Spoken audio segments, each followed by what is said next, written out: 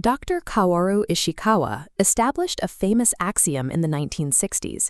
95% of workplace problems can be solved using his original 7 quality control tools.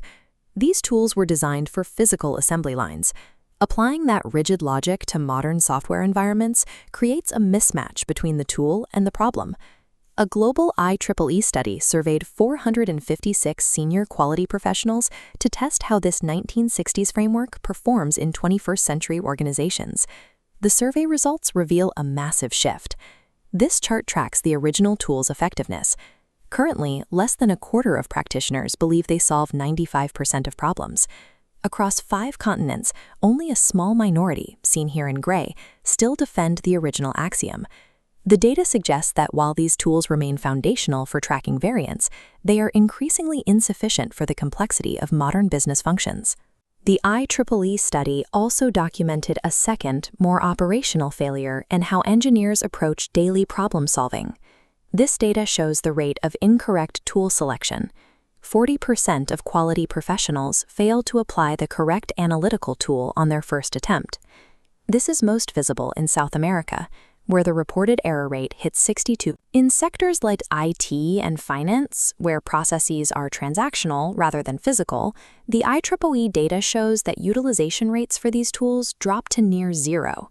These sectors often face cornerstone causes, systemic issues like inefficient leadership, flawed organizational architecture, or structural miscommunication.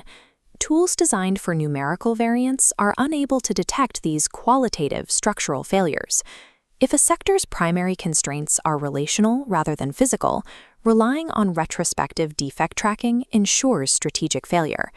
To address this gap, engineers deploy the 7 management and planning tools. These were explicitly designed to map unquantifiable complexity. Consider a hospital experiencing patient discharge delays. The bottleneck involves multiple overlapping departments, but there is no clear numerical data to plot. A traditional fishbone diagram tangles as departments are added. Instead, an affinity diagram clusters scattered feedback into related groupings, uncovering patterns. The relations diagram then links these groups, tracing dependencies back to a single root influencer rather than chasing symptoms. Planning tools provide a way to untangle operational complexity, ensuring that engineering efforts are targeted at structural origins. Once the dependencies are mapped, the team must plan the execution. The tree diagram takes the primary strategic objective and breaks it down into a logical hierarchy of actionable, delegated steps. To assign these steps, the matrix diagram plots the new tasks against existing department responsibilities, highlighting resource gaps and overlapping roles. When teams need to evaluate multiple solutions, they use matrix data analysis. This applies statistical weights to multi-factor decisions, like vendor selection or compliance risk. Together, these tools translate high-level strategy into a ground-level deployment plan.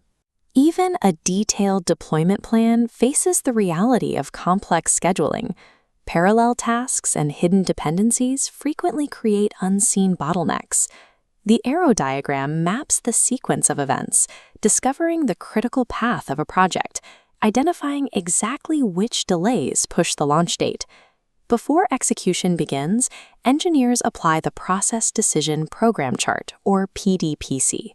The PDPC forces teams to identify potential failure points for every node in a plan. This allows for the creation of countermeasures where a delay could result in significant penalties. The complete set of planning tools shifts a quality team's posture. Instead of reacting to defects, teams eliminate failure points during the design phase. The management and planning tools do not render the original 7 tools obsolete.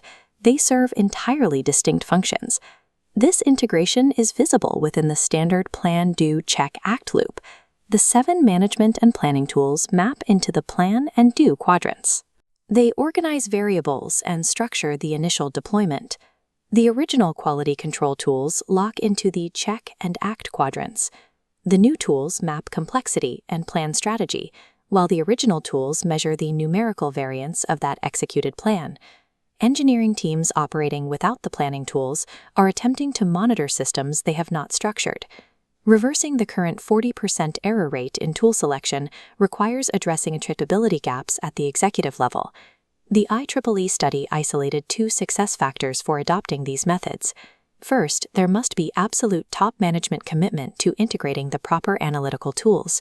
Second, these tools must be embedded into existing continuous improvement initiatives rather than treated as isolated exercises.